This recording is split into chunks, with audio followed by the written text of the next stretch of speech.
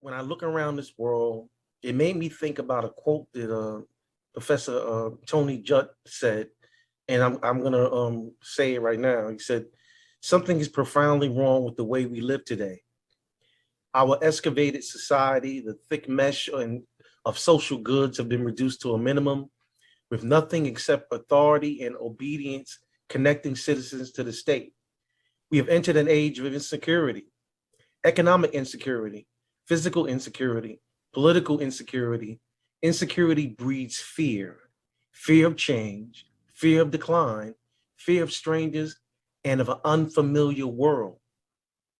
It is eroding the trust and the interdependence on which civil societies rest."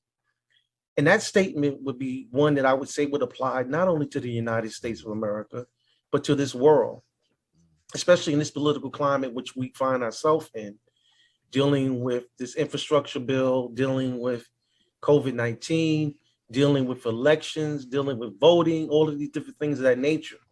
So I wanted to start off the conversation really basically on a poll that I saw that really kind of made me think about how people feel in America. And the opinion poll was actually done by Monmouth University. And basically, the thing that it said was, it's just time to accept COVID and move on. So I wanted to get your opinion about this idea of people saying it's time to accept COVID and move on. I don't know where you start with that. I mean, where, how do you decide that? How do you stand in front of a car and get hit and decide, like, I'm not going to get hurt. I'm not going to get hurt. I'm not going to get hurt. Just not getting hurt. I don't think that it's possible that we can just move on. I think to the extent that we have already moved on, if you look around at some people, it's shocking to me that we already don't have more variants, because that's where they come from, if it loops around in your society. Well, 70% of Americans said COVID is here to stay. We just need to get on with our lives. And they're kind of tired of it. When you look at the numbers are ranging from 89% of Republicans said that, 71% of independents said that, and 47% of Democrats said that. So you have 7 in 10 Americans that are like, yeah, it's time to move on from this whole philosophy of this COVID existence. Americans worry that COVID hasn't gone away, and they seem to feel that it's not going to be possible for a couple of years. So we'll see what happens. But people have gone. There's COVID fatigue that is going on, Terrence. And I don't know. Can you feel it? Have you experienced a little bit of this COVID fatigue that they're talking about? Well, I think we're all a little tired of the modifications that we have to make. But one thing is for sure, nearly 900,000 people in America, they ain't moving nowhere. They have moved on to the great beyond. In addition to those people who did not die, we have a lot of people with a lot of serious long-term effects. And curiously enough, a lot of those effects involve moving, in that people are sluggish, listless, brain fog, and all those people. There's a good cadre of people that have those lingering effects, at least from COVID-A. The original unadulterated, unwatered down COVID that was kicking butt and taking names. And so you have that, but also you have the unknown. If we just let our guards down completely and everybody just get a nice little dose of COVID, matter of fact, they should just give it out like candy. And then what's going to happen with a virus that may come back on us 5 years from now? Because there has been no long-term effects of what will happen if you had COVID and survive, because we're living it now. We're in that petri dish right now. And so even if you don't have a really adverse experience now, what will happen? Will it be like chickenpox, where you get it at 3 and then you get shingles at 63? You know, so for me, I don't want it. I think that the last episode that we did, we talked about my plan was just having a people, believers and a non-believers society. If you believe, to whatever degree you can. If you believe that COVID is, let's move on, then you go to the restaurant where everybody feels the same.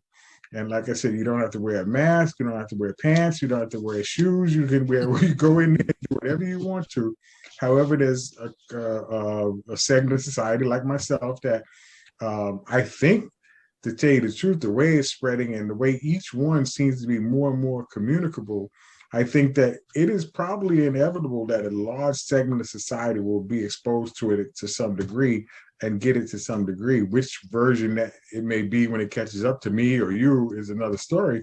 But until then, I'm not sacrificing myself to it. And I think there's a lot of people that feel that way as well. Right. The idea that,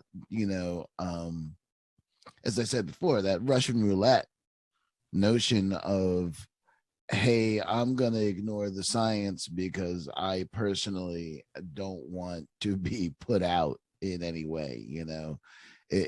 It's kind of funny that the same people who call us snowflakes are the very people who have so much to say about anytime they're inconvenienced in any way. And this is, it's a virus. And right now, if you really want to be honest, because most people don't want to say it, but you know what we'll say here. You can't remove these people from culpability in the idea of keeping this looping around our community and our country. That because they are the ones that like, you can't refuse to social distance or locationally distance. You can't refuse to wear a mask. You can't refuse to be vaccinated. You can't do all three. So basically what I wanted to say was that when we started looking at the numbers and we looked at the Monmouth University polling. Say that again? I said what I wanted to do is just kind of pull in some information from the Monmouth University Polling Institute. When they asked a particular question, because this is dealing with, work. And it said, do you support or oppose requiring people to show proof of vaccination in order to go to work in an office or setting where they are around other people? And the numbers in support of that back in September of 2021 was 53%, with 45% opposing it. But as of now in 2022, those in support of that is at 43%, and those people that are opposed at 53%. So people's opinions about requiring individuals to be vaccinated in order to go to work have kind of shifted over the last couple of months. You see, I draw a distinction between vaccination and mask wearing. Mask wearing to me is, my understanding is the mode of will reduce the level of transmission. So if you don't want to get vaccinated, you put yourself at risk for getting a more severe reaction to it. If you're exposed to COVID, you probably are more prone to spreading it or things like that. I don't know that that's been proven, but I do know that I don't want what you got. So if you don't want to if you don't want to get a vaccination, that's fine. But at a minimum, you have to wear the mask around me. Don't get me sick because you're sick in the head, or not. I'm not even gonna say sick in the head because that's going too far. People have a lot of reasons. Many of them, at least legitimate to them, and some of them are legitimate to me why they don't want to get vaccinated. That's fine, but don't be huffing and puffing over my desk. Okay. asking me questions. Where's the stapler? You better get the hell out of here. Yeah. So they did ask that question, Terrence. So just so you know, they said, do you support or oppose instituting or reinstituting face mask and social distancing guidelines in your state at the current time?